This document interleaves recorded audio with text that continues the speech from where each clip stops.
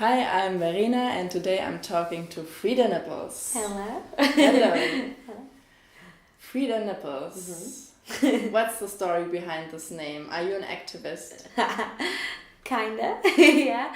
The story behind the name is it took me a long time to think of a good name. I was trying to think of a name for about a year, and I was playing around with lots of kind of like the more obvious things. I was thinking of 1950s names that maybe weren't as common. So my grandma was called Janet, and then my grandma's best sister was called Freida, who was also her best friend. And I was like, oh, Freida, that's a cool name. I haven't really heard of that. Kind of, because I was like, Janet's not that sexy. So I was like, Freida. And then I realised that Freida sounded like a pun, like Freida. And then that went to Freida Nipples.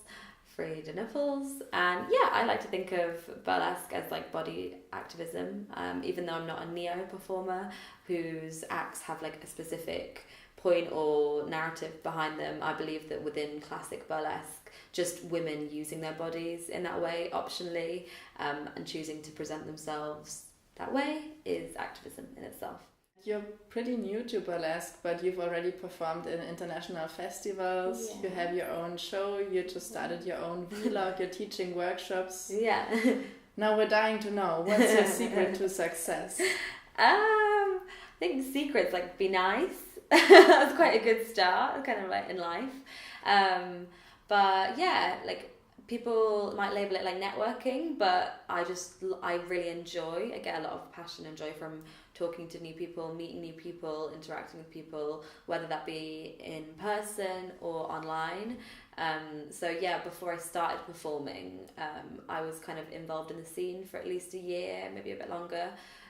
Going to like all the shows I could and going to workshops and classes, and within that time I met a lot of people. I was able to use them as useful contacts when I started performing, and I also believe that my social media presence has been a huge part and reason behind why I've been so successful in my first year of performing, and I'm not afraid to say that. I don't think that's a bad thing. Like, I think within burlesque and cabaret there's quite a strong association with social media being maybe negative or like narcissistic or a bit pointless, but again, I teach a social media marketing workshop and I cover a bit of branding in there, and I explain how I actually think that's not the truth at all, and we should, as we were discussing last night, use it as a tool to advertise our scene, and grow our audiences, because it's such an untapped tool in burlesque to engage with and capture new audiences that might have never heard of what burlesque is. It's a mixture of things. Be nice, talk to people, and don't be afraid to shout your name out there, because no one else is going to do it for you. Yeah, but you're not just nice, you're also a really good performer. No, but honestly, in other people, it takes years to become as good as you are in 1 year. So do you have any other stage experience? No, nothing at all. No, I performed my debut, which was last August, so it's literally just over a year now. I hadn't been on stage since I was about 13 or 14, doing like drama school plays that I was like forced into doing, because it was like my least favourite subject. Like, I hated drama class because I just couldn't, the thought of being on stage was like petrifying to me. I did like the odd hip-hop class when I was like young, which is like not me at all. I did like a couple of like performances, but again I hated it, so no, I just hadn't done anything. So before my first show I was seriously nervous. So yeah, I haven't done anything else on stage. And one sees you on stage, you look so comfortable on stage and also in your body, but you're also still really young. So where does this feeling come from, and the stage presence? Yeah, I think it's gonna sound so cheesy, but I think a lot of it for me is like the world is my stage. So like I did a workshop with Kitten DeVille, and she was saying a similar thing, that like people would ask her like, but when does Kitten turn off, and when are you just like your muggle self?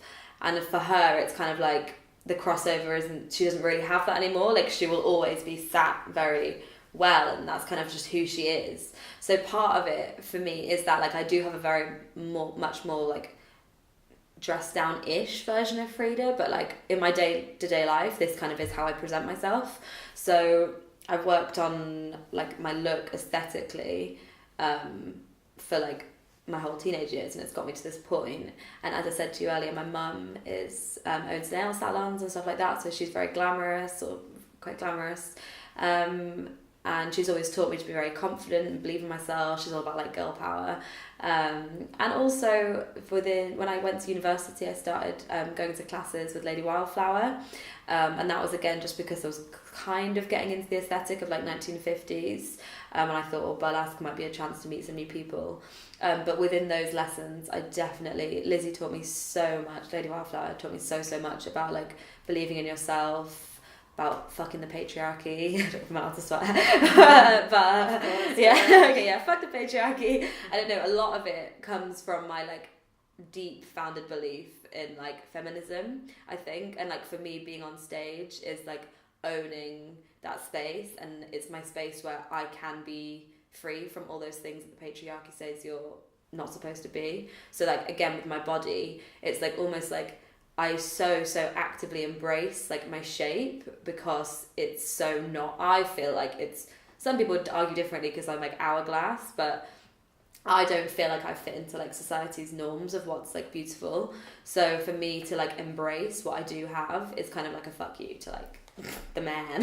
So I think that's part of where it comes from as well, because I'm so passionate about those things. It's like my way of projecting that to other people and like teaching other women. Like before I go on stage, I always say to myself, like, go and show those women that they can like love whatever they have going on, and that's cool and okay.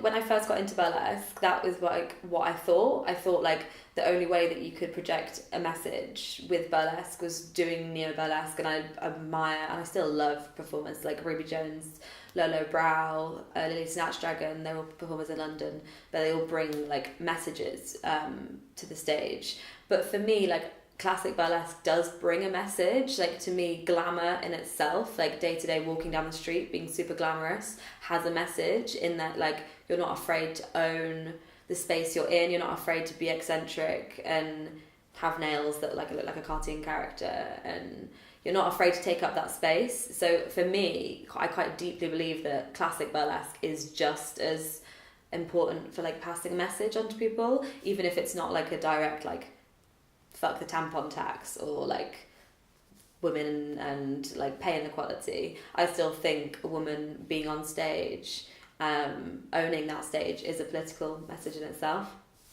And you already said that you went to university, and what did you study? I studied politics and sociology at university, so yeah, I've always kind of been very interested in those kind of things, and I basically turned my degree into feminism.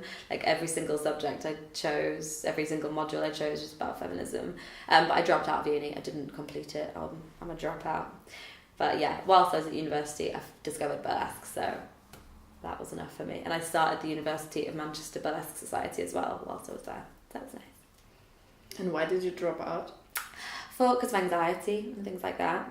Depression, maybe. I wouldn't know if I would say depressed. It was just more like stress, and I just don't think it was right for me at that time. I still could go back if I wanted to, but I don't know if I will. I don't think I will. Got other things going on now. I don't see what having a degree would bring me that I'm not doing already, if that makes sense. Mm-hmm. So, yeah, I don't think I'll go back. What are your plans for your burlesque future? My thing with burlesque is teaching women to embrace who they are, not being afraid to take up space, not being afraid to dress how they want, not being afraid of themselves and the world, basically, and their bodies. So for me, my burlesque future is just teaching more women those things, or people in general.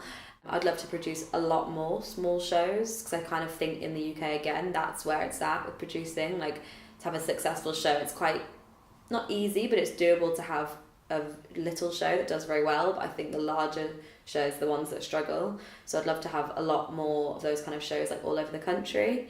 And yeah, obviously perform a lot more. I have like big plans for new costumes and stuff like that. My first routine, that is the one that won the best newcomer at Burlesque Week, I'm performing it twice more this week, and then I'm taking it back to the drawing board and getting a whole new costume and choreographing it as well. So yeah, I've kind of like, since I started performing that act, I feel like I've developed so much in my knowledge of like striptease and burlesque, so I just don't really feel like it's at a quality or a standard that I feel like I'm at now, so I want to bring that up to where I am. And do you want to talk about your day job, or do you want to keep it a secret? I have all sorts of day jobs at the minute. Well, I was when I moved to London. I was working in a 1950s like pin-up salon on front of house, and that's what I'm just about to start doing again. So it's not like it's like a really awful full-time job that I have to like suffer. Do you know what I mean? It's not like I'm working in an office that I hate. It's quite nice environments, and I get to be bossy and tell people what to do. So it works for me. Inspirational figures in burlesque. I love Dirty Martini. She's like, obviously everyone says Dirty Martini, but that's for a reason. She's amazing. And when I performed at Prague Burlesque Festival, no, it was the Bohemia Burlesque Festival in Prague, which was like my 3rd gig ever. So I was like sat there like imposter syndrome. And yeah, Dirty Martini was headlining. And so this is literally like my 3rd gig of life. And it was international, and Dirty Martini was headlining. I went out for like noodles with Dirty Martini, and she was like, can you buy me a bottle? And she was like, I was like, do you want anything? And she was like, yeah, I'd have a bottle of sparkling water. So that's like my claim to fame. But Dirty Martini, she's absolutely amazing. Again, I absolutely love and admire Ruby Jones hugely in what she does. I love Lada Red Star. Those performers. Again, in London, there's Sadie Sinner, who's an amazing performer. She's not burlesque, but she's cabaret. And she's doing amazing things for performers of colour in the UK, because obviously in the scene worldwide, there's a huge underrepresentation of people of colour. So Sadie's created something called the Cocoa Butter Club, which is a show that only showcases performers of colour. And it's doing an amazing job, because the performers, producers that would say, oh, we just don't get people applying, Sadie's managed to do it for a year, and she's had I think 4 to 5 different performers every single show monthly, and always kind of different and bringing new things and just kind of like broadening what cabaret can include, because I think it comes from such a white kind of background that often people of colour kind of feel excluded, or they don't really know where they can fit into it. So Sadie really, really, really inspires me. So I moved to London a year ago, after like learning and discovering burlesque when I was in Manchester and Leeds and York, where I'm from, up north in the UK. And when I moved to London, I kind of felt like there was this divide between like queerlesque and like LGBTQ venues and those kind of cabaret shows, and then like really, really corporate kind of showgirl only, size 10, blonde hair, one look kind of fits all performers. And I love both of those kind of shows. Like that's really, really what I love, like the intersection between like neo and classic. But I felt like in London there wasn't really that many shows that encapsulated both and all of those, and like comedy and I don't know, freak show and all those kind of weird things, which is what I was used to up north. So I wanted to just produce a little show. It's like 50 capacity, 50, 60 max, but it's a tiny little room, so it feels like round. And it just, it has everything. And I always aim to be really, really diverse in like who's performing, what the audience are going to see. And generally I do them quarterly. So I've done Valentine's and summer, and then I've got Halloween and Christmas. So they kind of have a rough theme, but not strictly. It's just if I think someone's amazing, I'll just stick them on the bill. That's it.